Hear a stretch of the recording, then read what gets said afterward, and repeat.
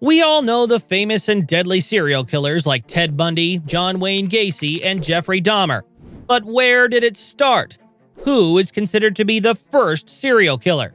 The first, and often said to be one of the most infamous serial killers in American history, is Herman Webster Mudgett, better known as Dr. Henry Howard Holmes, or H.H. Holmes. Sometimes referred to as the Beast of Chicago, Holmes is believed to have killed somewhere between 20 and 200 people. He killed many of his victims in his murder castle, a specially constructed house of horrors. This infamous character served as the inspiration for the game The Devil in Me, which borrows its name from Holmes's own chilling statement, "I was born with the very devil in me."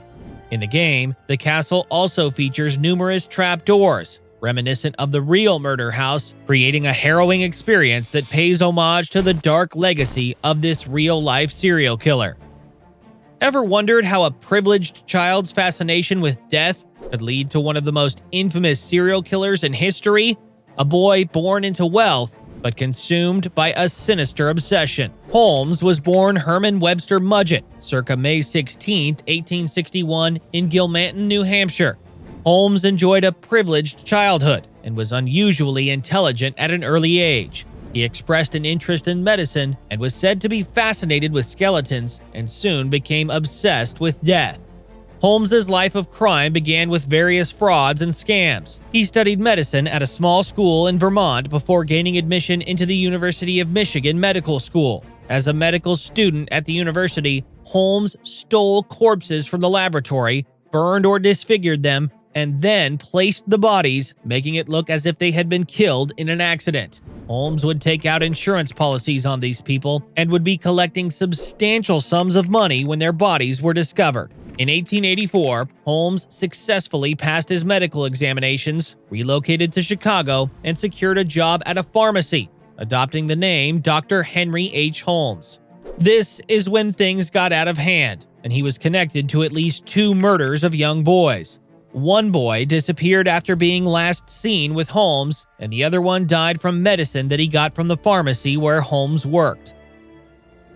How did H.H. Holmes turn a building into a chamber of death, step inside his twisted mind, and discover the sinister secrets of the Murder Castle, a constructed 3-story building that became an elaborate house of horrors? He designed and built a hotel, which the neighborhood called the Castle.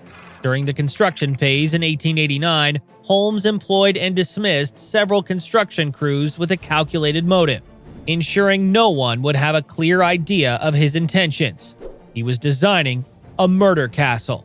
In the upper floors of the castle, Holmes maintained his personal living quarters, along with many small rooms that served as chambers of torment and death for his unfortunate victims. Some of these rooms were soundproof and contained gas lines so that Holmes could asphyxiate his guests whenever he pleased. These upper levels were equipped with trapdoors, peepholes, shafts, and more tricks designed to quickly and unnoticeably kill his victims and transport the lifeless bodies down to the basement.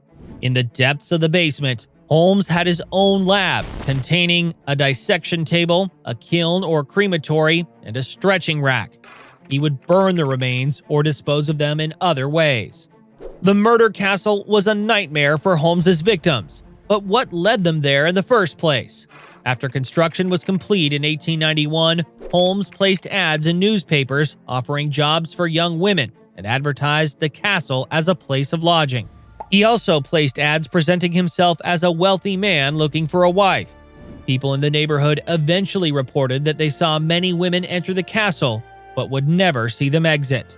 Holmes left Chicago shortly after the World's Fair to continue his insurance scams, committing murders along the way with his accomplice, Benjamin Pitzel.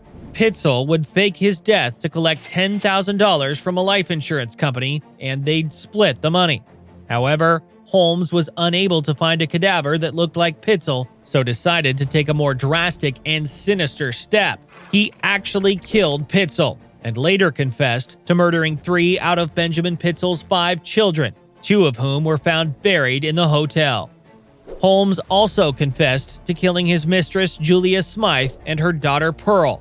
Holmes initially claimed Julia died as the result of a botched abortion that he'd performed. And Pearl's disappearance was even vaguer.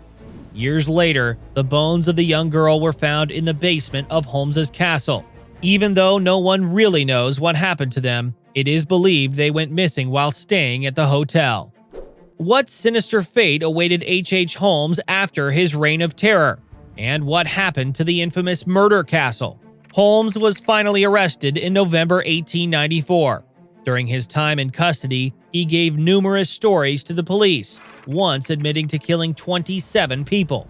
Chicago police investigated Holmes's castle, where they discovered his strange and efficient methods for committing torturous murders. Estimates of the total number of people Holmes killed range from 20 to as many as 200 victims. Many of the bodies they located were so badly dismembered and decomposed that it was hard for them to determine exactly how many bodies there really were.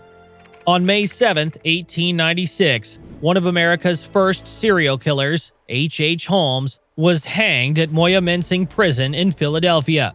Holmes's neck did not break. He instead strangled to death slowly, twitching for over 15 minutes before being pronounced dead. Holmes was buried at Holy Cross Cemetery in Yeadon. The castle was largely destroyed by fire in August 1895. The remains of the building were demolished in 1938. Do you know more about H.H. Holmes that we didn't mention in our video? Do you want to hear more serial killer stories? Let us know in the comments. Check out our other videos for more historical insights. Thanks for watching, and don't forget to like and subscribe.